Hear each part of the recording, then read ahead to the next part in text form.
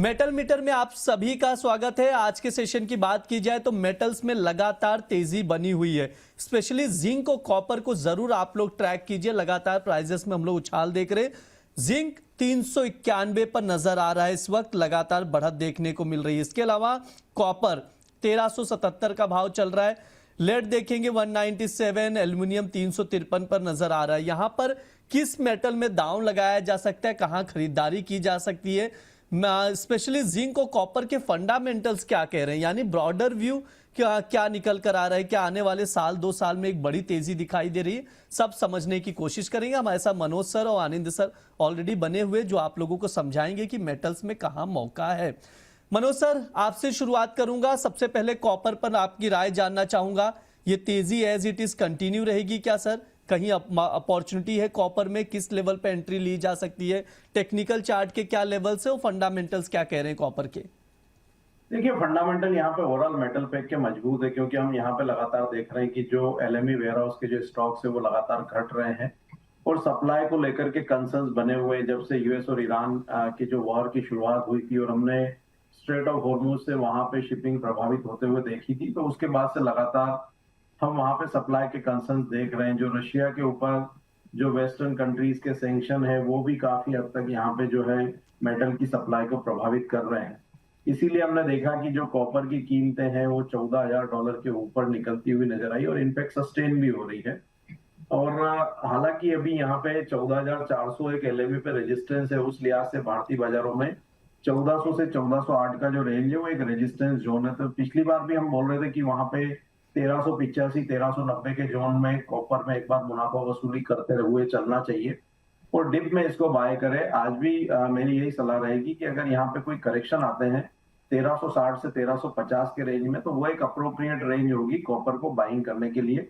Stop loss वहां पे 1338 के नीचे का रखें, ऊपर में 1385 1400 के लक्ष्य रखें और इस रेजिस्टेंस जोन में एक बार वहां पे मुनाफा वसूली करते रहें। जिंक की भी अगर हम बात करें तो वहां भी जो है फंडामेंटल मजबूत है। टेक्निकली $3,800 एक रेजिस्टेंस था, उसको हमने गत सप्ताह टेस्ट करते हुए देखा था, वहां से एक पुलबैक आया था जो $3,700 के नीचे आता हुआ नजर आया था। तो एक हेल्दी करेक्शन हमने देखा लगभग $100 का। हमारा मानना है कि $3,680 जिंक के लिए एलएमई पे एक स्ट्रॉन्ग सपोर्ट रहेगा। कीमतें वहां पे $3,840 तक एक बार एलएमई जा सकती है। उस लिहाज से भारतीय बाजारों में 396 से 400 तक के लेवल संभावित है। तो यहाँ पे कोई भी थोड़ा छोटा मोटा डिप आता है 388 के आसपास का, तो अगस्त वायदा बाय करके चलिए। 384 के नीचे का एक स्टॉप लॉस लगाइए। इंट्राडे के लिए लक्ष्य 396 और इस सप्ताह के लिए 400 तक के रखे जा सकते। ठीक है, ये सर का नजरिया है जिंक और कॉपर को लेकर। जिंक का ट्रेडिंग कॉल स्क्रीन पर है, नोट डाउन करके चलिए। 388 पर खरीदारी की सलाह दी जा रही है। 396 तक के टारगेट के लिए 384 का स्टॉप लॉस लगाइए। वही कॉपर को लेकर भी सर की राय है, डिप में मिले तो खरीदारी करके चल सकते हैं, स्टॉप लॉस मेंटेन जरूर करें। यानी यहां से जिंक और कॉपर में लगातार हम लोग बढ़त देखेंगे। आनंद सर, आपकी क्या नजरिया है? आप कैसे देखते हैं कॉपर और जिंक में क्या स्ट्रैटेजी बनाई जाए, ट्रेडर्स क्या करें इस वक्त? अब पूरा मेटल पैक एक्चुअली तेजी है, तो उसमें अगर मुझे एक मेटल अभी पिक करना होगा वो होगा एल्यूमिनियम। एक्चुअली आप कॉपर जिंक भी अच्छा खासा बुलिश है, बट वहाँ पे एक अच्छा रन हो चुका है, तो थोड़ा सा करेक्शन हुआ है। बट एल्यूमिनियम में लास्ट एक महीना अच्छा कंसोलिडेशन हुआ है 350 के नीचे। तो अभी 353 के आसपास चल रहा है। थोड़ा सा डिप अराउंड 351 350 के आसपास इज अ गुड बाय। और 342 के नीचे स्टॉप लॉस होगा पोजिशनल। अपसाइड में मुझे लगता है ये 370 तक जा सकता है। और ठीक है, कॉपर तो ओवरऑल जी सर। 1410। कॉपर में मुझे ओवरऑल 1410 लगता है और जिंक में 405 तक, 405 तक।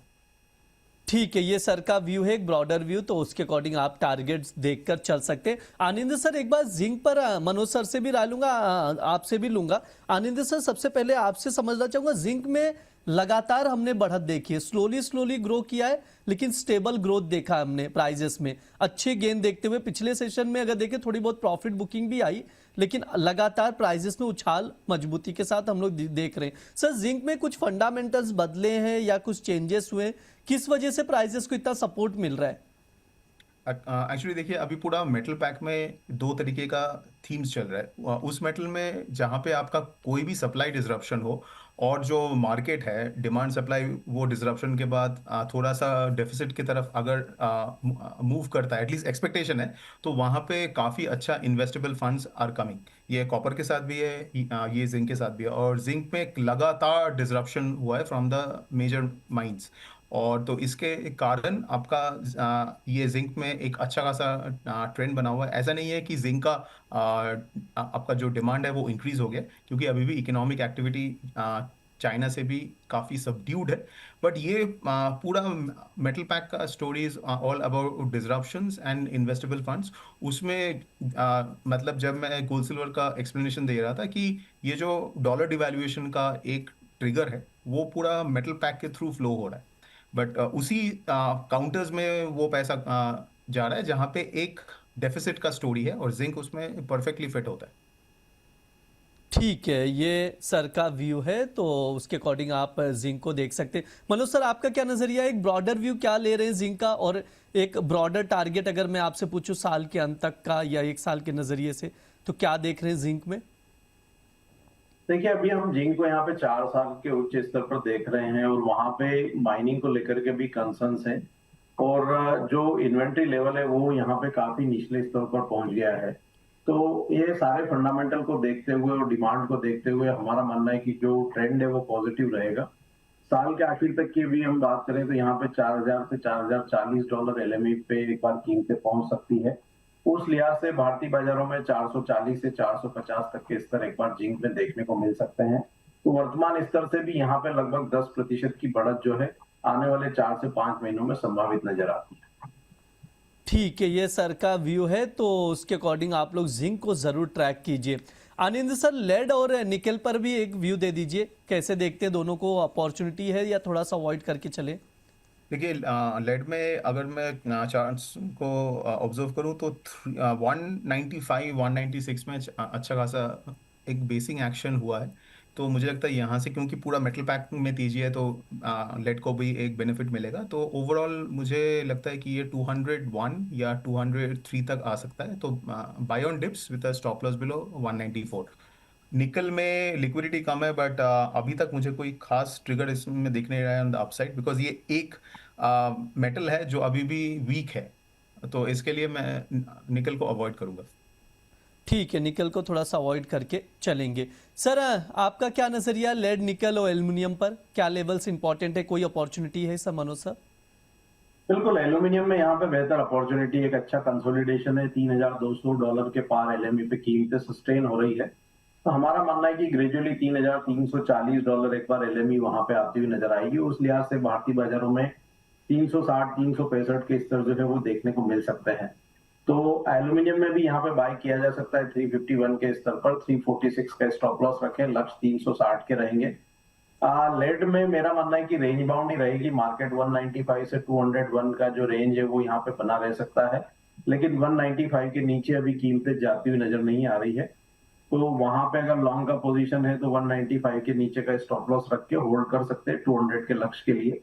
निकल में बिल्कुल यहाँ पे कोई ट्रिगर नजर नहीं आता। हम देख रहे हैं कि 1660-70 की रेंज से यहाँ पे बार बार जो है रिजेक्शन आता हुआ दिख रहा है, और कीमतें सस्टेन नहीं हो रही है। तो हमारा मानना है कि जब तक कीमतें 1670 के स्तर के ऊपर सस्टेन नहीं होती है, यहाँ पे बाइंग जो है वो अवॉइड करने की सलाह रहेगी। डाउन साइड में 1600 यहाँ पे एक सपोर्ट रहेगा। ठीक है, ये सर का व्यू है ओवरऑल निकेल, लेड, एल्युमिनियम को लेकर। ट्रेडिंग कॉल भी दिए गए हैं, तो उसके अकॉर्डिंग आप लोग रणनीति बनाकर चल सकते हैं। आनंद सर और मनोज सर ने आप लोगों को बता दिया कि मेटल में आज के सेशन में क्या करना है।